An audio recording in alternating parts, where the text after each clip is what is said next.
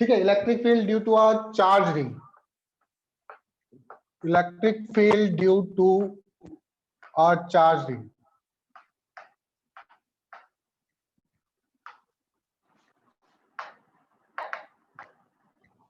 कोई charge ring है हमारे पास, उसके कारण इलेक्ट्रिक फील्ड निकालना है।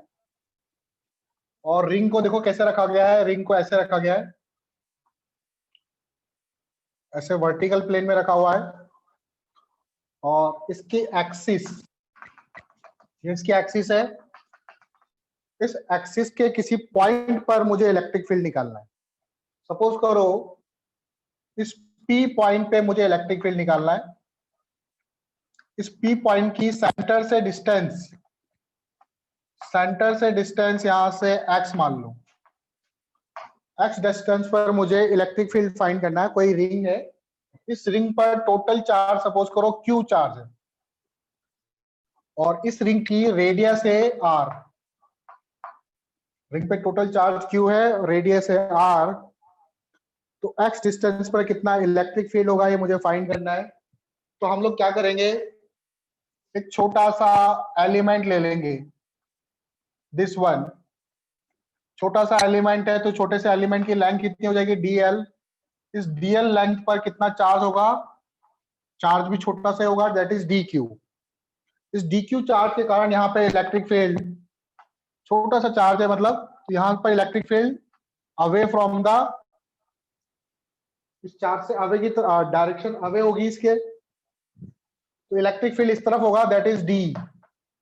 सपोज करो ये यहां से एंगल बना रहा है थीटा, तो ये वाला एंगल भी क्या होगा, थीटा होगा, वर्टिकली अपोजिट एंगल।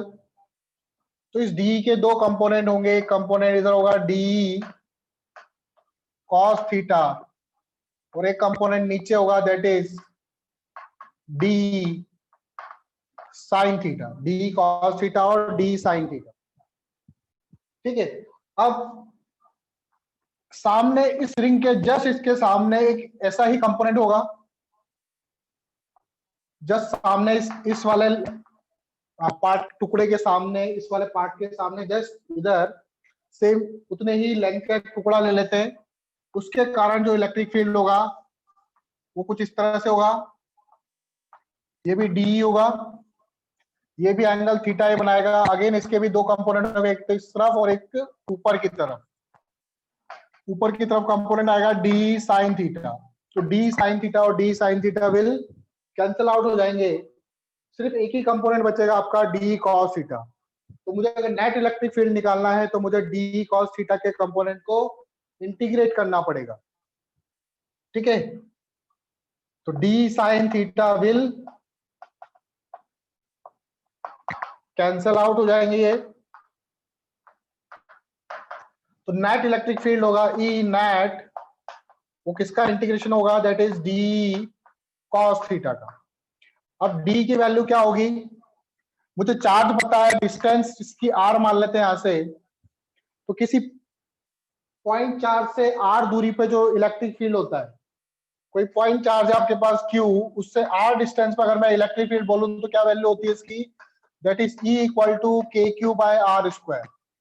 ये फॉर्मूला आपने पढ़ा होगा, किसी पॉइंट चार्ज के कारण आर डिस्टेंस पे जो इलेक्ट्रिक फील्ड होगा that is E equal to KQ by are square. तो इस DQ चार्ज के कारण यहाँ पर इलेक्ट्रिक फील्ड कितना होगा, दैट इज KDQ, डिस्टेंस कितनी आर स्क्वायर। आप चाहो तो cos थीटा की वैल्यू रख सकते हो, cos थीटा क्या होगा, x बेस अपॉन हाइपोटेन्यूज, तो x by r, x by r क्या हो जाएगा, cos थीटा। अब देखो यहाँ पे dq को सॉल्व करते हैं और r को लिखते हैं। dq एक्चुअल में dq क्या होगा, चलो dq को कोई जरूरत नहीं है, r को लिख लो आप, k x और r क्यूब, ये सभी के सभी टर्म्स कांस्टेंट की तरह बिहेव करेंगे। यहाँ पर रिंग में जितने भी पार्टिकल्स होंगे वो सभी पार्टिकल्स की डिस्टेंस कितनी होगी, सभी छोटे छोटे स्मॉल एलिमेंट्स है उन सभी की डिस्टेंस यहाँ से r होगी, r will act as a constant. ठीक है, तो आर कांस्टेंट होगा, सिर्फ अंदर बचेगा आपका डी क्यू। डी क्यू का इंटीग्रेशन 0 से लेके क्यू तक। आर की वैल्यू देखो तो ये परपेंडिकुलर है और ये बेस है, तो आर जो होगा वो हो जाएगा r square plus x square का अंडर रूट या पावर 1/2 लिख दो। तो के एक्स आर की वैल्यू रख दो, that is r square plus x square की पावर 3/2 होगा। और डी क्यू का इंटीग्रेशन क्या हो जाएगा, क्यू। डी क्यू का इंटीग्रेशन क्या हो जाएगा, क्यू हो जाएगा। तो ई नेट कितना आएगा, किसी रिंग के कारण इलेक्ट्रिक फील्ड एक्सिस पर k Q x divided by are square plus x square की पावर 3/2, ये नेट इलेक्ट्रिक फील्ड होगा। और इसकी डायरेक्शन कहां होगी, direction is along the axis. Axis के अलोंग डायरेक्शन होगी। वर्टिकली वाले कंपोनेंट कैंसिल आउट हो जाएंगे, सिर्फ एक्सिस के अलोंग ही इलेक्ट्रिक फील्ड होगा। तो किसी रिंग के कारण जो इलेक्ट्रिक फील्ड आएगा वो आएगा k Q x divided by are square plus x square की पावर 3/2। ये फॉर्मूला आपको याद रखना है रिंग के कारण।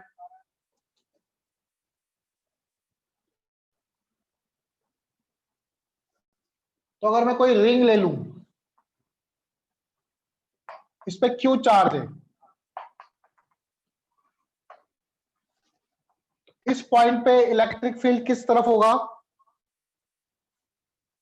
इस पे क्यू चार्ज है, किस तरफ होगा इस पॉइंट पे इलेक्ट्रिक फील्ड, और इस पॉइंट पे किधर होगा। हाँ पीयूष, इस रिंग पर टोटल चार्ज क्यू है, इस पॉइंट पे इलेक्ट्रिक फील्ड किधर होगा,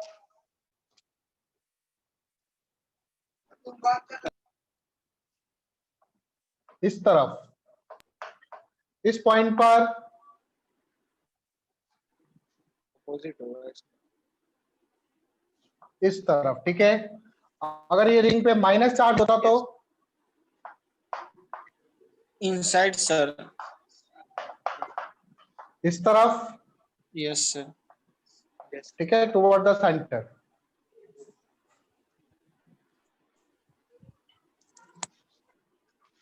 अच्छा, सेंटर पे इलेक्ट्रिक फील्ड कितना होगा, आपने फॉर्मूला पढ़ा E बराबर k Q x divided by are square plus x square की पावर 3/2।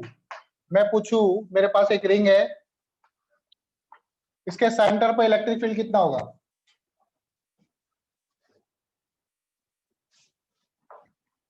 सेंटर पे इलेक्ट्रिक फील्ड मैक्सिमम होगा, मिनिमम होगा, कितना होगा,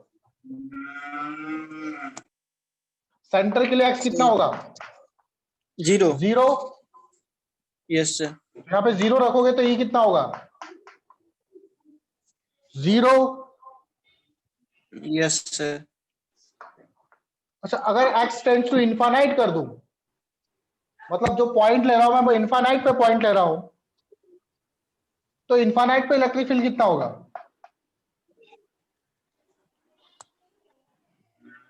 बताओ, कॉमन सेंस लगाओ, इनफाइनाइट पे इलेक्ट्रिक फील्ड कितना होना चाहिए, इनफाइनाइट रख दो यहाँ पे, इनफाइनाइट का स्क्वायर हो जाएगा,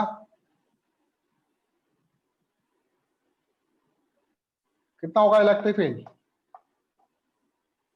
इनफाइनाइट पे भी इलेक्ट्रिक फील्ड कितना होगा, 0 होगा, 0। ठीक है। अच्छा, सेंटर पे भी इलेक्ट्रिक फील्ड 0, इनफाइनाइट पे भी इलेक्ट्रिक फील्ड 0, तो मैक्सिमम कहां पर होगा फिर, मैक्सिमम इन दोनों के बीच में कहीं होगा। तो आप लोगों ने मैक्सिमम मिनिमम पढ़ा है, यस। तो मैक्सिमम मिनिमम में कैसे करते हैं, इक्वल टू 0 कर देते हैं। हाँ, ई टू बी मैक्स,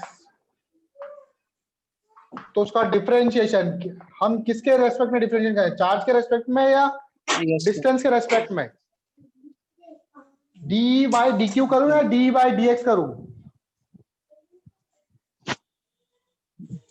डिस्टेंस में हम क्या यहाँ पे डिस्टेंस को चेंज कर रहे हैं, हम यहाँ पे Yes, sir. डिस्टेंस को चेंज कर रहे हैं, तो डी बाई डी एक्स इसकी वैल्यू 0 होनी चाहिए।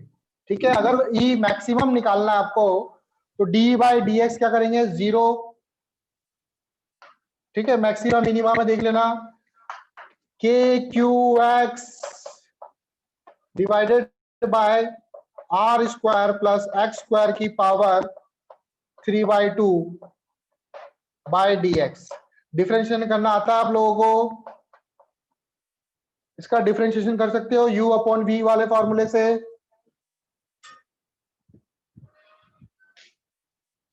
डिफरेंशिएशन करो, चलो इसको डिफरेंशिएट करेंगे हम लोग।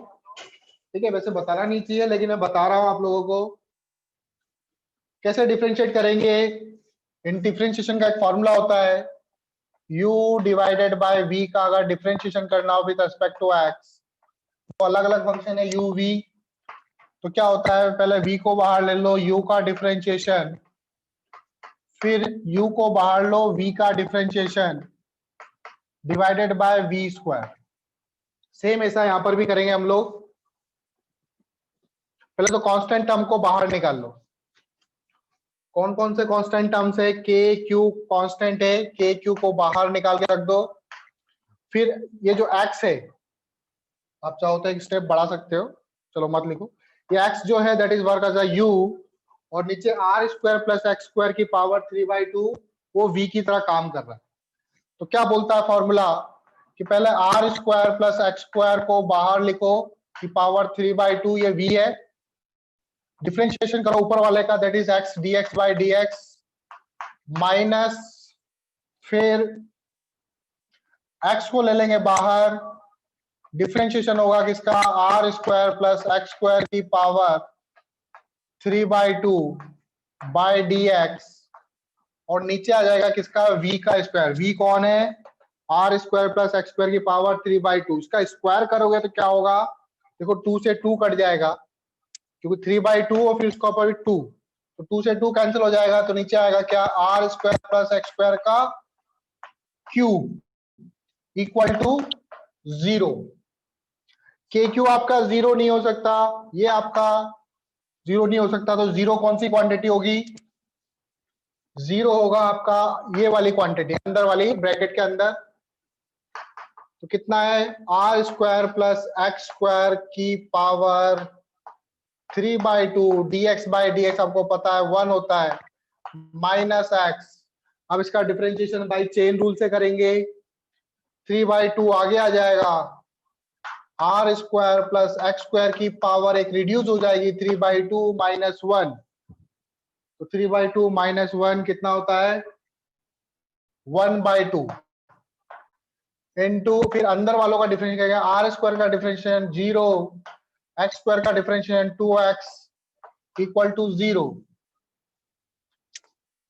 ठीक है, कॉमन टर्म्स देख लो इसमें क्या क्या है। देखो ये 2 से ये 2 कैंसिल आउट हो गया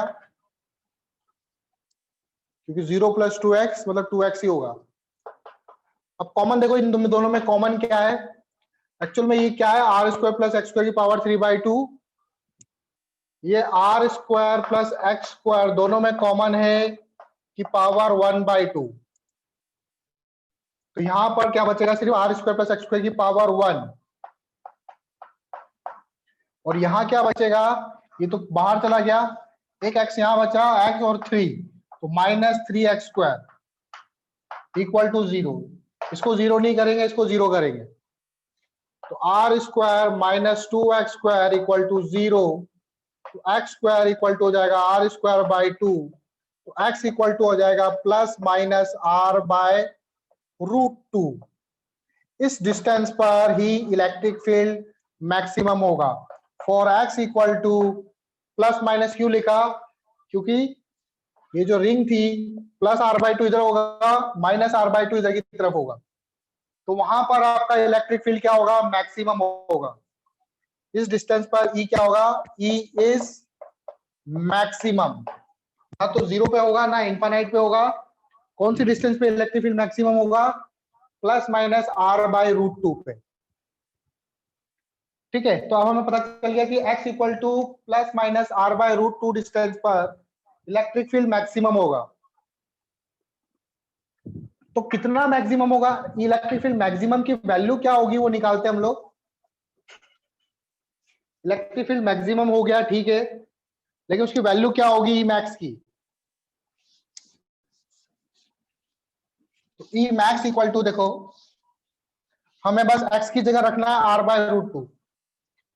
ई मैक्स क्या फॉर्मूला था, k Q x by are square plus x square की पावर 3/2। ठीक है, तो एक्स की जगह रखेंगे हम आर बाय रूट टू, कितना आएगा, k q r by root two r square plus r by two, sorry r square by two की पावर 3/2। सॉल्व करो, 2 3 आर स्क्वायर का के क्यू, यार नीचे आ जाएगा, सॉरी आर ऊपर रहेगा, रूट टू यहां पर हो गया, 3 आर स्क्वायर, तो आर क्यूब हो जाएगा इधर 3/2, 3/2 इंटू 3 रूट 3/2, रूट 2 से रूट 2 कैंसिल, आर से ये कैंसिल,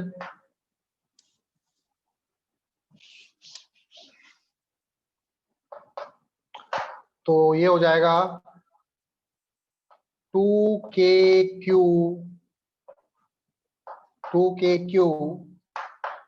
3√3 आर स्क्वायर, ये ई मैक्स होगा। ठीक है, कैलकुलेशन चेक कर लो एक बार, ई मैक्स इक्वल टू कितना होगा, 2, देखो कहीं गलती तो नहीं करी मैंने,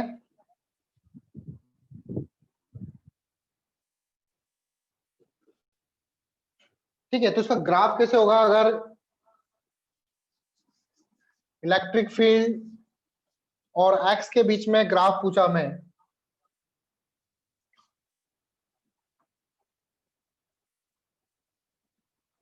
ठीक है, रिंग ऐसे रखी हुई है, ये समझ लेना, मुझे ग्राफ बनाना है किसके बीच में, इलेक्ट्रिक फील्ड और एक्स के बीच में। तो जब एक्स 0 तो इलेक्ट्रिक फील्ड भी क्या होगा, 0।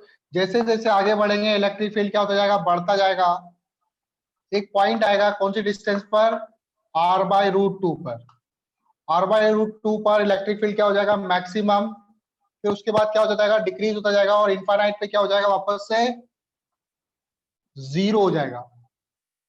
तो इसका ग्राफ कुछ इस तरह से होगा। नेगेटिव में करेंगे तो इलेक्ट्रिक फील्ड की डायरेक्शन क्या हो जाएगी, अपोजिट हो जाएगी, तो इलेक्ट्रिक फील्ड नेगेटिव की तरफ बढ़ेगा, कहां तक बढ़ेगा, -r by root two distance तक। फिर फर्दर आगे जाएंगे तो क्या होगा, इलेक्ट्रिक फील्ड घटेगा, तो ग्राफ ऐसे जाएगा।